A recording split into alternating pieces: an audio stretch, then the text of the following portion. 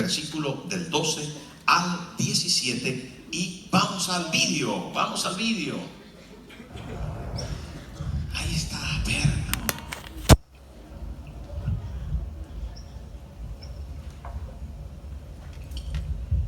Hola, ¿qué tal? Estamos en Bergama de Turquía, la antigua ciudad de Pérgamo. Y voy a leer Apocalipsis capítulo 2, versículo del 12 en adelante. Dice así: y escribe al ángel de la iglesia en Pérgamo, el que tiene la espada aguda de dos filos, dice esto: yo conozco tus obras y dónde moras, donde está el trono de Satanás, pero retienes mi nombre y no has negado mi fe, ni aun en los días en que Antipas, mi testigo fiel, fue muerto entre vosotros donde mora Satanás. Pero tengo unas pocas cosas contra ti, que tienes ahí a los que retienen la doctrina de Balaán, que enseñaba a Balac a poner tropiezo ante los hijos de Israel, a comer de cosas sacrificadas a los ídolos y a cometer fornicación. Y también tienes a los que retienen la doctrina de los nicolaitas, la que yo aborrezco. Por tanto, arrepiéntete pues, si no vendré a ti pronto y pelearé contra ellos con la espada de mi boca. El que tiene oído, oiga lo que el Espíritu dice a las iglesias. Al que venciere, daré a comer del maná escondido, y le daré una piedrecita blanca. En la piedrecita escrito un nombre nuevo, el cual ninguno conoce, sino aquel que lo recibe. Pérgamo, donde estaba una hermosa iglesia cristiana. Y aquí nos encontramos, en la cima de un monte y debajo toda la moderna ciudad. Estamos hablando de esto porque es importante poder comprender que en aquel tiempo una iglesia insistía en su avance, con algunos problemas, como acabamos de ver claramente. El asunto es que, sin duda, más que nunca, tenemos que observar que habían personas determinadas a ser diferentes al resto de la gente. Aquí en este monte había un gran templo del dios Zeus, donde se adoraba a otras deidades también. Sin embargo, había un hombre aquí que se llamaba Antipas, y Antipas quiere decir semejante al Padre. Qué importante, amigos, en medio de toda la idolatría que había en este lugar, un hombre se levantó para decir: yo quiero ser como mi Padre Celestial. Hoy tenemos que marcar la diferencia donde nos encontremos, semejantes a nuestro Padre Celestial, en santidad, en fidelidad, en adoración verdadera a un solo Dios, sin mixtura, sin mezclarnos con otro tipo de creencias y de cosas que no corresponden a la vida cristiana. Un saludo desde Pérgamo, una ciudad importante, pero sin duda atacada por el mal. Hasta luego. Muy bien, hermanos, el pasaje bíblico es extraordinario. Comienza diciendo: y escribe al ángel de la iglesia en Pérgamo, el que tiene la espada aguda de dos filos, dice esto. Una de las cosas por las que me gusta ir a Toledo es por ver las espadas. Hay espadas de todo tipo, seguramente que usted las ha visto. Está la espada del Cid, la espada del Cid, que es posiblemente una de las que más me llama la atención. Y un día me la voy a traer. La espada del Cid campeador, porque es muy... este señor tenía una espada muy famosa con la que defendió a España de los árabes, y siendo un soldado, un guerrero, aún muerto, conquistó su última batalla en Valencia. La realidad es que estaba herido y por la herida murió, pero era el que comandaba las tropas. Hay una película de todo esto, y no sabían qué hacer porque los moros le tenían miedo, era al Cid campeador, Rodrigo Díaz de Vivar. Y entonces se les ocurrió subir al Cid. El Cid quiere decir Señor, el Señor. Entonces lo subieron en el caballo suyo, con los atuendos, con la vestidura, y le pusieron una estaca detrás para que no se cayera. A la silla le amarraron así una estaca, pusieron las riendas y arrearon el caballo hacia adelante detrás de todas las tropas. Los enemigos ya murmuraban que el Cid había muerto porque había sido herido. Y pensaban, lo hemos matado, ya vamos a vencer, porque si está el Cid está muerto, vamos a acabar con ellos. Pero cuando vieron venir al Cid en su caballo, huyeron despavoridos. Y me gusta mucho la historia porque se parece a la de mi Señor Jesús, que muerto conquistó a los ejércitos del mal que podían y que querían, ¿verdad?, triunfar. Pero nuestro Señor con su muerte venció. Y me llama mucho la atención pues esa espada, porque es muy representativa. Pero también está la espada de Conan, el bárbaro, y la espada de no sé quién, y la espada de los orcos, y la espada de los... Bueno, hay cientos de tipos de espadas, y es que la espada sin duda es muy significativa, y para el Imperio Romano una espada era muy importante, era un símbolo de guerra, de batalla, de coraje, de valor. Y la espada romana tenía dos filos, penetrante, punzante, podía penetrar con facilidad, no como otras espadas, como las espadas árabes que eran de un solo filo y curvadas.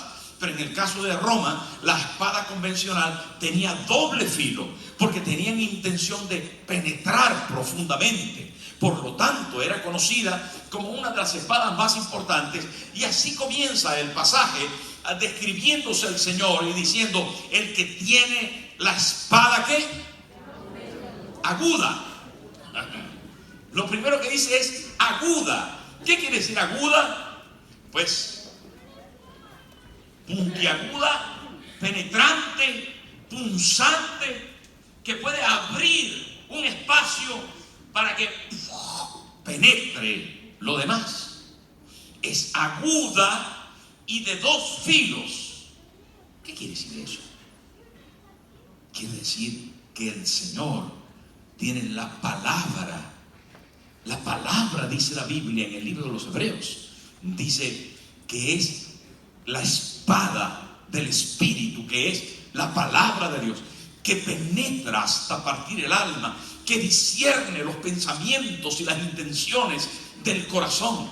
Es aguda, penetrante, profunda, conoce los sentimientos y ataca lo más profundo de nuestra vida. Por eso cuando usted está ahí sentado escuchando la palabra de Dios, algo se le viene arriba, el espíritu le hierve. Usted siente que parece que el pastor me conoce, pero no es verdad. Es sencillamente porque predicamos la palabra, y la palabra de Dios es viva y eficaz. Y ahí lo vuelvo a repetir, y más cortante que toda espada de dos filos. ¿Y saben por qué el Señor se presenta así? Porque necesita que la gente entienda la importancia de su palabra. Señores, esta palabra, por eso predicamos y por eso dedicamos este tiempo a la palabra de Dios. Y cada domingo y cada vez que nos reunimos, esta palabra es el centro de la iglesia. Son sus palabras las que nos sostienen. Es su palabra la que nos da vida. Por su palabra viene la fe, y la fe nos apega al Señor. Porque la fe viene ¿por qué? Por el oír. ¿Y el oír qué? La palabra de Dios. Es la espada. Pero no solamente nos alimenta en la fe, nos despierta la fe, sino que también, siendo espada, nos defiende. ¿Cómo nos defiende? Nos defiende del mal. Conociendo la verdad, nos preparamos para defendernos de la mentira, para defendernos de lo que muchos han llamado la dualidad de pensamiento. Y también cuando la gente no conoce la verdad, cuando no se sabe qué es la verdad, porque no se puede explicar, hacer de otra forma que no sea Cristo mismo. Los filósofos no pueden explicar lo que significa la verdad. Si usted le pregunta a un profesor de filosofía, no le va a saber decir qué es la verdad. Pero cuando la gente no conoce la verdad, que es Cristo el Señor, se va a la relatividad. Todo es cierto, depende de quien lo piense. Entonces todo es relativo, no sé si me estoy explicando. Si yo no tengo una verdad absoluta, que es Cristo, que es su palabra, que es su doctrina, que es todo lo que Él dice cierto para mí, como Él lo dice de cierto, entonces mi vida naufraga en la relatividad. Todo es verdad, todo es posible, cualquier pensamiento es aceptable, cualquier forma de vivir es posible y aceptable y respetable. Por lo tanto, si un señor de 67 años dice que es una niña de 5 años y se viste de rosadito y se hace un moñito, hay que respetar, porque es relativo lo que cada uno. ¿Me estoy explicando? Esto es tremendo, hermano. Esto es tremendo. Pero cuando tenemos la verdad, que es Cristo, que dice que un señor de 67 años enseña la palabra, que debe ser coherente con una moral apropiada, correspondiente a los mandamientos, a las ordenanzas, correspondiente a la verdad del Espíritu, que es vivir respetablemente conforme al amor que debo tener a las demás personas, al respeto que debo tener a las demás personas, a la verdad en reconocimiento a lo que yo soy, a lo que Él me hizo, a lo que me formó. Entonces me veo, me examino en el espejo y me miro y me doy cuenta que yo soy yo y no soy una niña de 5 años. Digo, no dije de 67 por mi causa, yo no tengo 67. Pero ¿saben, hermano, qué tremendo esto? Por eso el Señor comienza así, en un mundo de relatividad, donde cualquier ídolo vale, donde cualquier piedra vale para ser adorada, donde cualquier hombre, como los Césares, decían que eran dioses y exigían incienso para ellos, como si fueran dioses. Se presenta el Señor y dice, mira lo que dice: el que tiene la espada aguda de 2 filos, dice esto. Es importante esta declaración, más cuando un imperio romano está acampando a sus anchas, donde la idolatría campa a sus anchas, donde la gente está pensando de que cualquier forma de adoración vale. El Señor dice, yo soy el que tengo la espada, y la tengo aguda, y la tengo de 2 filos, mejor que la espada romana. Esto es importante, importante de entender. ¿Usted tiene la espada del Señor? ¿Usted tiene la espada del Señor?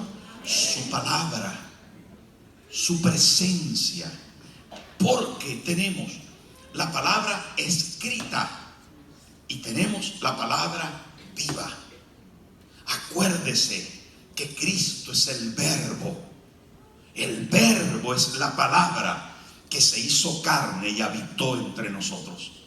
Él es no solo lo que está escrito, sino Él es la palabra dentro de mí. Y esa palabra me dirige, me bendice, me conduce. Esa palabra revelada en mi vida me da la capacidad de transitar por el camino de la perfecta voluntad de Dios. ¿Entendió eso? Es bien importante que usted pueda concebir, entender, apropiarse de que Cristo es el que tiene la espada aguda de 2 filos. Es Él el que tiene la palabra. Pero no solo dice eso, hermano. Y ahí continúa Cristo, no solo es exhibiendo lo que Él es de forma poderosa, grandiosa. Él comienza a decirnos del arma que poseemos, a decirnos lo importante que es tener una espada, que es la palabra de Dios, que llega al corazón, el centro mismo de la acción, que penetra hasta los tuétanos. ¿Qué hay en los tuétanos? ¿Sabe qué hay en los tuétanos? Se llama, en algunas partes del cuerpo se llama médula. Ahí en la columna vertebral adentro hay un tuétano que se llama médula. ¿Sabe que ahí se ramifica todo, toda la capacidad de... Podíamos poner aquí a la doctora que nos explicara. Pero cuando la gente está malita, le cambia la médula. A ver si se regenera el organismo. Porque dentro de los huesos, y especialmente allí, dentro de los huesos, lo más profundo, está la capacidad de generar nuevas células, están las células madres. ¿Sí o no, doctor? Voy por buen camino. Cualquier cosa tú me dices. Sí, porque ahí es donde están las células madres. Y allí se emite un código para la reproducción de todo el resto. Pero cuando la palabra de Dios penetra, gloria a Dios que toca lo más profundo de nuestro ser. Y desde allí comienza a nacer, ¿saben qué? La nueva naturaleza, la nueva forma de vivir. Se va la enfermedad y comienza a nacer nuevas células, porque las células madres están ordenando nueva vida, nueva vida, nueva vida, nueva vida, por la palabra de Dios. ¿Cuántos dicen amén? Miren, qué bonito esto, me gusta mucho esto. Es importante que a medida que conozcamos y comprendamos la palabra de Dios, vamos a ser más útiles. Vamos a poder hacer la voluntad de Dios. Vamos a ser más eficaces para permanecer firmes contra las acechanzas del diablo. El que tiene, me gusta mucho eso. Y por eso es capaz de decir, yo conozco tus obras. Otra vez. Se lo dice a cada iglesia. Así que lo voy a repetir 7 veces. Yo conozco tus obras. Hoy te levantaste, le dice a Carlos, hoy te levantaste, te comiste una arepa. Hoy te levantaste y te comiste un pan con mantequilla. Te vi hoy, yo conozco tus obras. Yo sé que anoche cuando llegaste a tu casa, yo sé que esta mediodía, yo sé que en el trabajo hoy, qué bueno eso. Bueno o malo, qué vergüenza. Yo estaba allí cuando estabas haciendo eso. Ay, Señor, perdóname. Él te vio. Pero avanzo diciendo, hermano, la palabra de Dios. ¿Y dónde moras? Donde está el trono de Satanás. ¿Cómo Jesús puede decir que hay un lugar donde está el trono de Satanás? Pues sí, hermano. Sí, Satanás es el príncipe de este mundo. Hay lugares donde gobierna, donde ha puesto su estrado y ahí gobierna y dirige. No obstante, en ese lugar, ¿por qué se dice que era el trono de Satanás? ¿Saben por qué? Se había construido en la cima de esa montaña que ustedes estuvieron viendo por ahí. No sé si tenemos alguna imagen todavía. En la cima de esa montaña estaba este edificio, en toda la cima. Ahora está en Berlín. Los alemanes lo quisieron, Dodo no, pero los alemanes lo quisieron y lo desarmaron y lo llevaron a Berlín, a un museo, el museo principal de Berlín. Está esto que es el templo de Zeus, pero esto estaba en la cima de aquel monte y a que parece como si fuera una silla y que parece que eso fuera como el estrado donde alguien pone las manos así. Desde el bajo de la ciudad baja se podía ver a lo alto como si fuera una silla. Cuando usted va a la ciudad de Bergama, que es antiguamente Pérgamo, puede ver que hay una montaña donde estaban todos estos ídolos y donde estaban estos templos. Todavía hay restos de aquel entonces, restos que por cierto están bastante bien conservados. Sin embargo, usted si se fija desde la ciudad baja a donde estaba, es como si fuera un trono, como si fuera un trono. Y este era el templo de Zeus, y como si esto fuera una silla. Por lo tanto, el Señor, que sabía perfectamente lo que estaba pasando, dice, yo sé dónde moras donde está el trono de Satanás, porque esto lo llamaban el trono de Zeus. De manera que, viendo todo esto, no solo por el trono por el templo de Zeus, sino que también había allí otro tipo de dioses. Habían varios dioses. Entre otros estaban allí algunos dioses como el dios de la medicina que se llamaba Esculapio. Usted sabe que el dios de la medicina está en las bolsitas que regalaban antes y ahora se venden. Las bolsitas tienen una figura de una columna con una serpiente que está como con la cabeza arriba. ¿Usted ha visto eso? Claro. Yo muchas veces compré alguna medicina y tenía la bolsita con la figura del del dios de la medicina. Bueno, a esa figura se le otorgaba la figura al dios Esculapio. Y en Pérgamo había un templo a Esculapio, muy famoso. Y los sacerdotes de Esculapio eran asociados con el Imperio Romano. ¿Saben cómo llamaban al emperador? Lo llamaban Pontífice Maximus. ¿Sabe qué quiere decir eso? Constructor de puentes. ¿Y saben por qué lo llamaban así?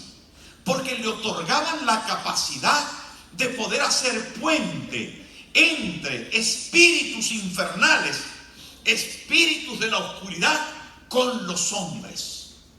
Le otorgaban a esa persona, a ese sacerdote. Todo esto viene de la antigua Babilonia y de los persas, que persiguiendo a los sacerdotes babilonios, ellos se refugiaron en Pérgamo y comenzaron a construir ese tipo de idolatría. Este título que se le otorgó más adelante al emperador romano pasó con el tiempo a Constantino, y Constantino se lo cedió luego al sumo pontífice que hoy conocemos en Roma. De ahí viene el nombre.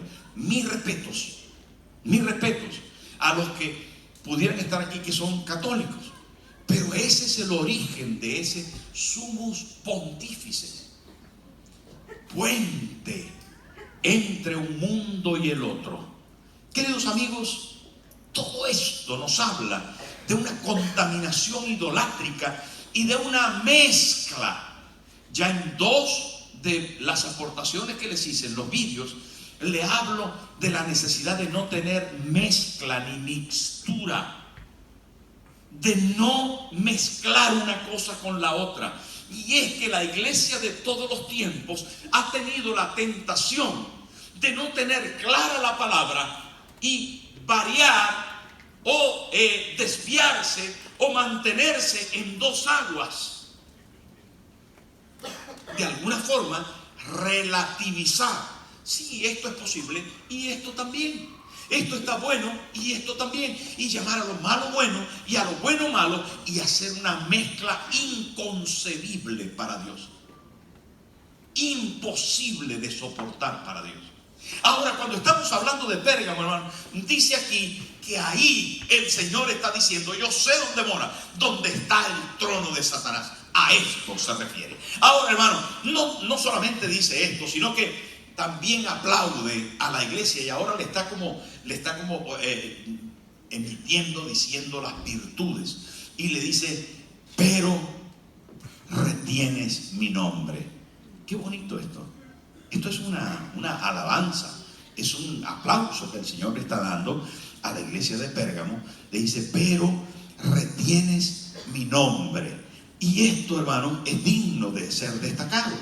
Retener el nombre viene del verbo krateo, usar fuerza, agarrar, echar mano, guardar, abrazar. Retener es aferrarse. Y aferrarse, retener,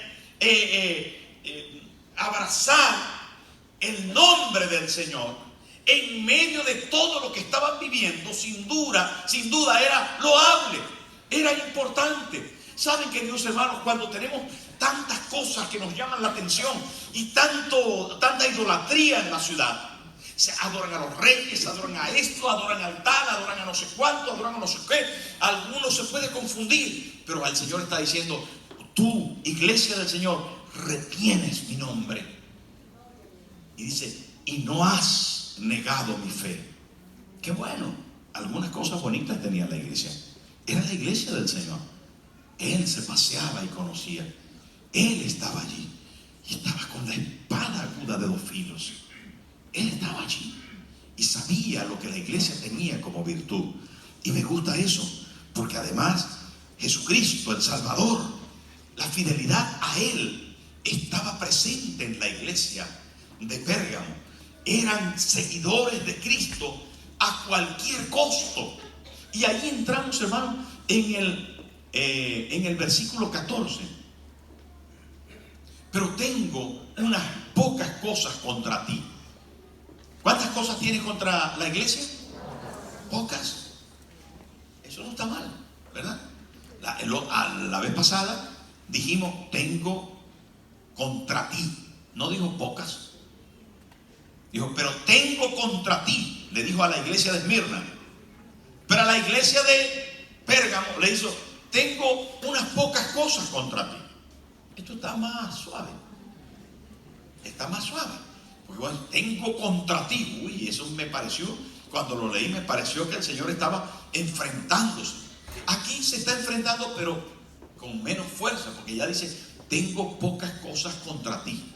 No obstante, vamos a ver un poquito más adelante que el Señor también les manda a arrepentirse. Porque de lo malo, poco o mucho, hay que arrepentirse. ¿Sí o no? ¿Está de acuerdo conmigo? ¿Vamos bien? Entonces dice, tengo unas pocas cosas contra ti. Que retienes ahí a los que tienes ahí. Atención, que tienes ahí a los que retienen la doctrina de Balaam, que enseñaba a Balac a poner tropiezo ante los hijos de Israel. Yo no sé si usted sabe quién es Balaam, pero yo se lo voy a recordar. Es un profeta del Antiguo Testamento, una especie de vendepatria, una especie más bien como de mercenario, que a cambio de dinero era capaz de profetizar una cosa o la otra. Lo que me digan, eso profetizo. Atención a lo que les estoy diciendo, mucha atención, mucha atención. Era un profeta llamado por Dios a profetizar, pero de repente el profeta se volvió mercenario, porque a costa de dinero iba con su burra camino a maldecir a Israel para agradar al rey de turno. Y cuando iba a maldecir a Israel, se le presentó un ángel y la burra le habló. ¿Usted se sabe esa historia? No voy a detallar la historia, pero lo que sí que le quiero decir es que es importante que usted distinga que una persona que tiene un don, que tiene un talento o un ministerio, también puede meter la pata y hondo. Cuidado, querido amigo. Atención, querido amigo. El que quiere estar firme, mire que no caiga. Cuando comencé en el ministerio me dijeron, ten cuidado con las 3 Fs. ¿Las 3 Fs? ¿Qué es eso? Me dijeron, faldas, fama y finanzas. Ten cuidado con las 3 Fs. Y saben, queridos hermanos, las faldas son un peligro. La fama es un peligro. Y también las finanzas. ¿Cuántos se enredan en esas cosas?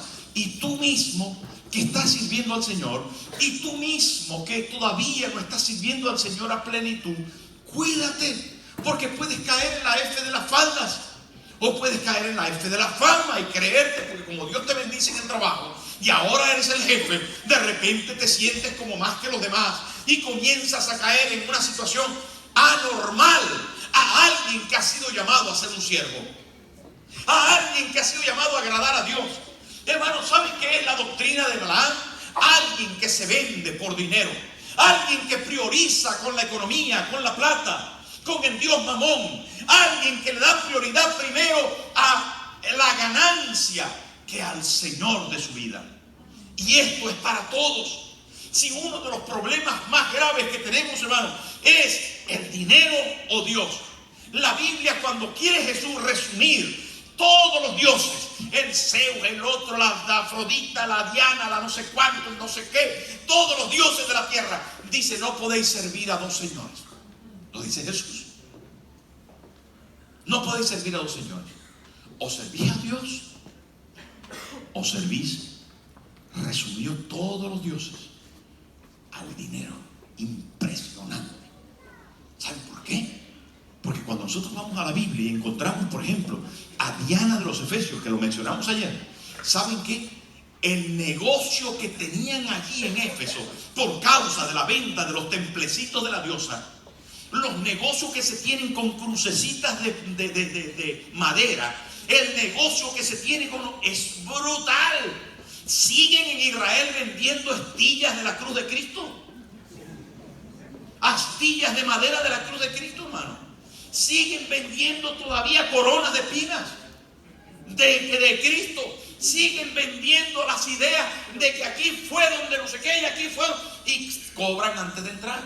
Atención, atención, hermanos, que cuando estamos hablando de la santidad y de la verdad, tiene que nacer de nuestro corazón y de la voluntad siempre poder dar a Dios. Por eso no le ponemos nunca cifras ofrenda, y por eso hablamos del corazón. No queremos mezclar una cosa con la otra. Hermano, hay quien trabaja en la iglesia y que tiene con honestidad un salario, lo tiene con honestidad y lo hace y se hace por su trabajo. Pero es importante que usted sirva al Señor con un corazón libre, transparente. Es importante esto. ¡Ay, la doctrina de Balaam! ¡Wow! Y después dice, versículo 15, y también tienes ahí a los que retienen la doctrina de los nicolaitas. Hablamos de los nicolaitas ayer también, y ayer era algo así como de los nicolaitas. Ahora se convierte en doctrina. Parece que se afirmó el asunto aquí en Pérgamo. Ya no era un tema de algo de los nicolaitas, sino era una doctrina. Se había hecho firme. ¿Y saben qué? Esto eran las normas y la religión. Pero hay algo que me llama la atención aquí y que quiero mencionarlo para terminar, que posiblemente es la cosa más hermosa que usted va a descubrir en el mensaje. Todo es importante, por cierto, lo más hermoso es Cristo, pero hay algo que me llama mucho la atención y que me parece muy bonito, y es cuando habla de un personaje. No se sabe exactamente quién era. Hay algunos que dicen que era un siervo extranjero que había llegado ahí, se había convertido a Cristo. Hay quien dice que era un pastor joven que estaba dirigiendo la iglesia en ese momento. He escuchado más comentarios acerca de el pastor joven, y por mucho tiempo he compartido acerca de esto porque me llama mucho la atención. Allí en Pérgamo, a esta iglesia asistían bastantes personas, y en esta iglesia dice aquí, el Señor está hablando: yo conozco tus obras y dónde moras, versículo 13, donde está el trono de Satanás, pero retienes mi nombre, no has negado mi fe, ni aun en los días. Hubieron unos días en que un joven llamado Antipas,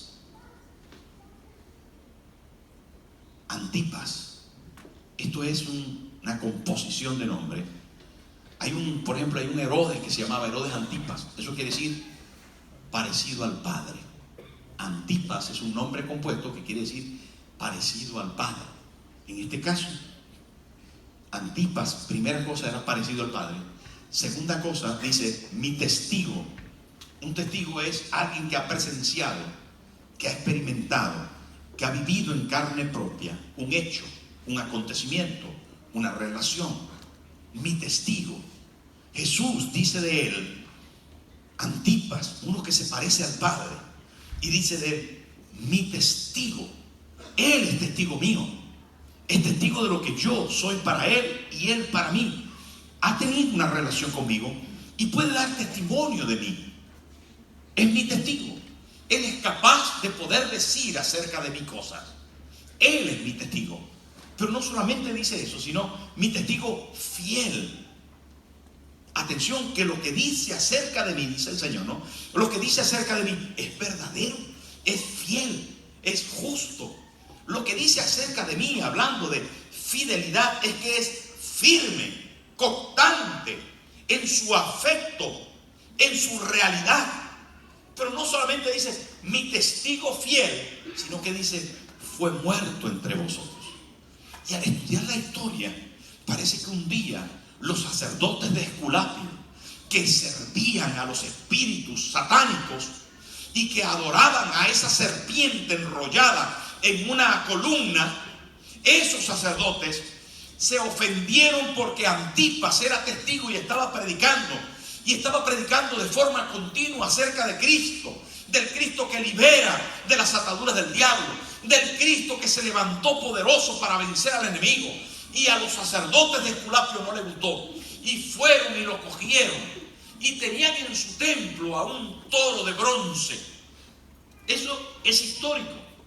Que estaba hueco por dentro, donde hacían sacrificios de animales.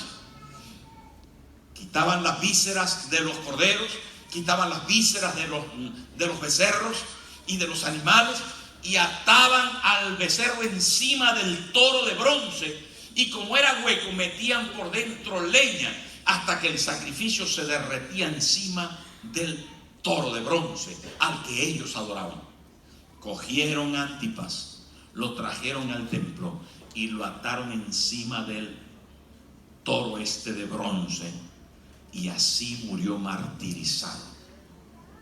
Y Jesús dice: en los días en que Antipas, mi testigo fiel, fue muerto entre vosotros, y agrega: donde mora Satanás.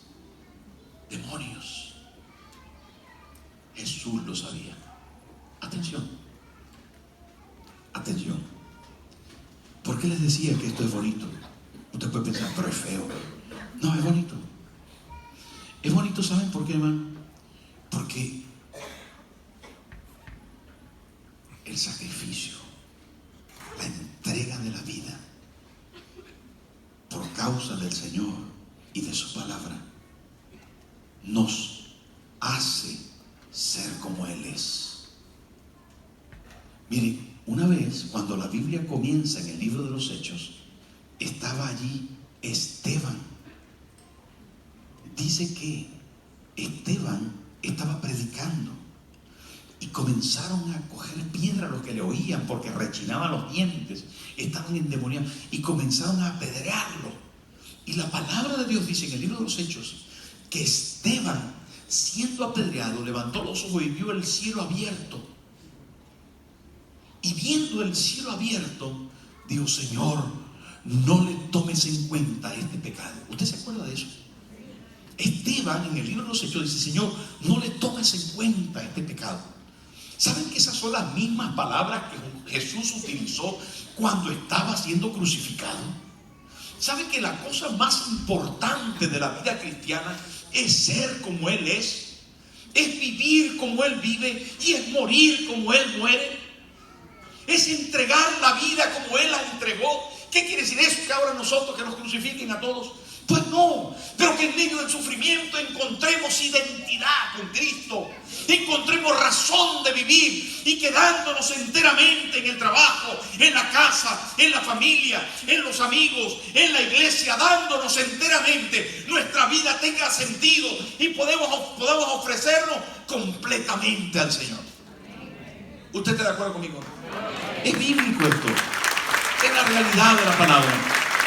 Y saben, queridos hermanos, allí están los reproches de Cristo, pero también este ejemplo tan impresionante. El Señor al respecto de lo malo dice: arrepiéntete, arrepiéntete, no te mezcles con el mundo, no estés adorando a una cosa y a la otra, no estés criticando a las personas, matando a tu hermano.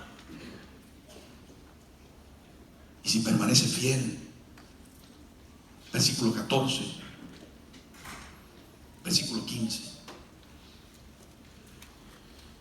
versículo 16: por tanto arrepiéntate pues, si no vendré a ti pronto y pelearé contra ellos con la espada de mi boca.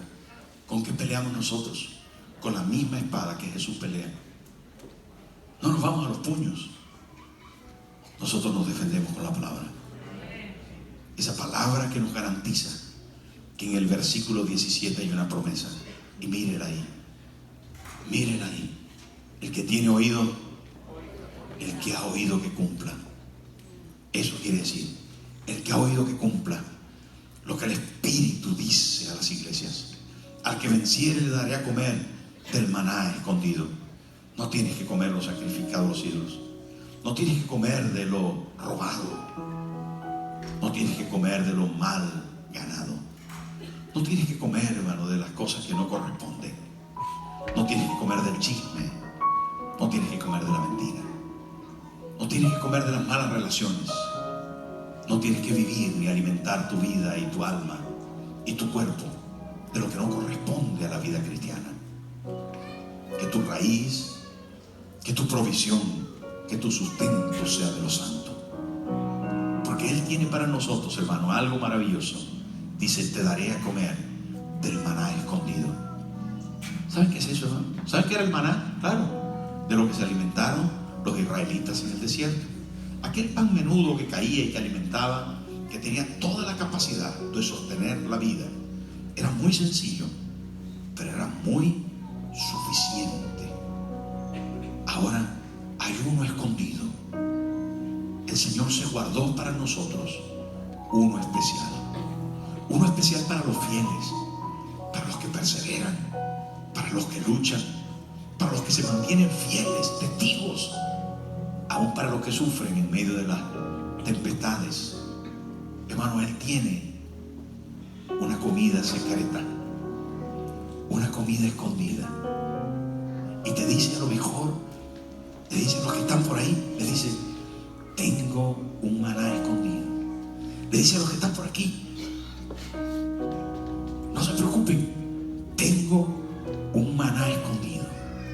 Se acabó el arroz, se acabó la pasta, se acabó el pollo. ¿Dónde?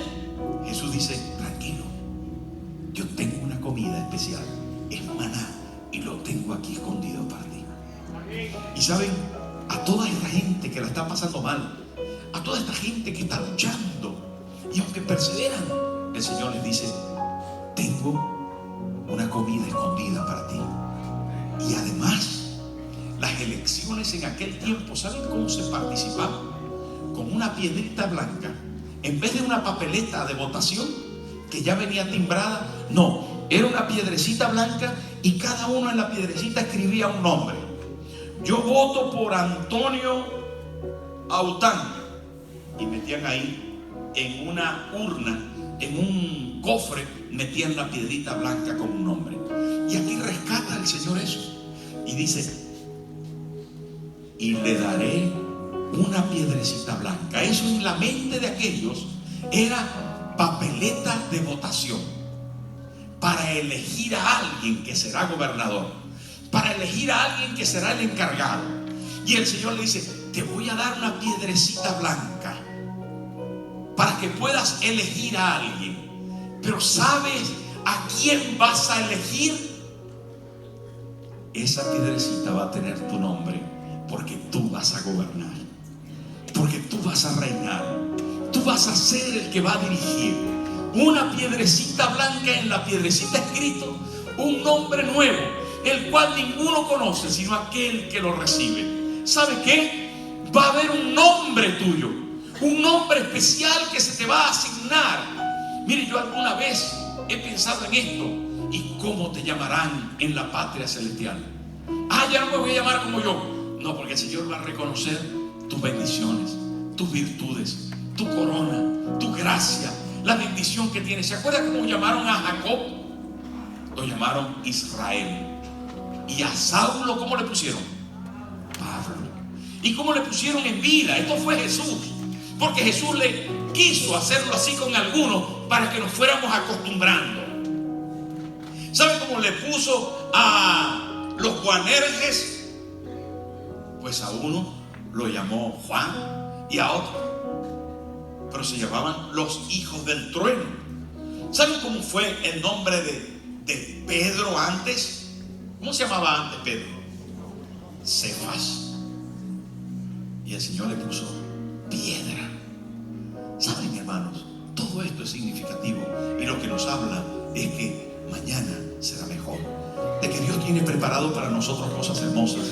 Que resistas, que no te mezcles con el mundo, que permanezcas fiel, que luches, porque el Señor va a estar contigo. Ponte en pie por un momento, ponte en pie. ¿Cómo te llamarán?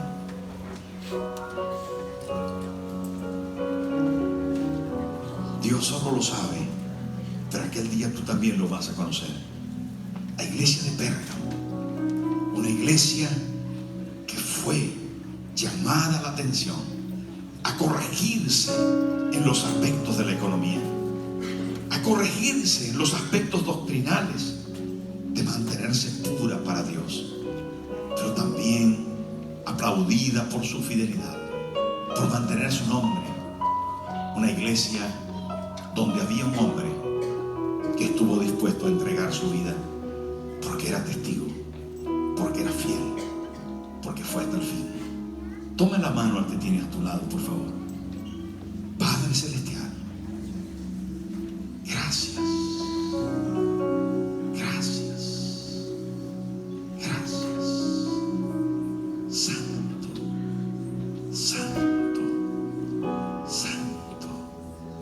Tu palabra sea para nosotros, Señor, una espada en la mano, una espada desenvainada en nuestra mano, para pelear la batalla diaria, para abrir por la mitad aquello que nos quiere confundir, para pelear contra la serpiente del mal que quiere sembrarnos ideas y confusiones. Tú tienes, Señor, guardado para nosotros promesas hermosas, y te rogamos, Señor, que hoy vengas a cada uno para fortalecer nuestra fe. Vengas a cada uno, Señor, para poder comprender tu palabra y ahondar más y más en ella, para poder, Señor, alegrarnos de lo que tú nos prometes. Hoy, Señor, rendimos nuestra vida, rendimos nuestra vida. Queremos ser como tú, queremos ser como tú,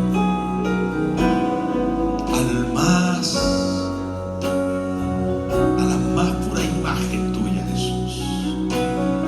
Toma mi vida, dígale: toma mi vida, Señor, toma mi vida, dígase: toma mi vida, yo quiero ser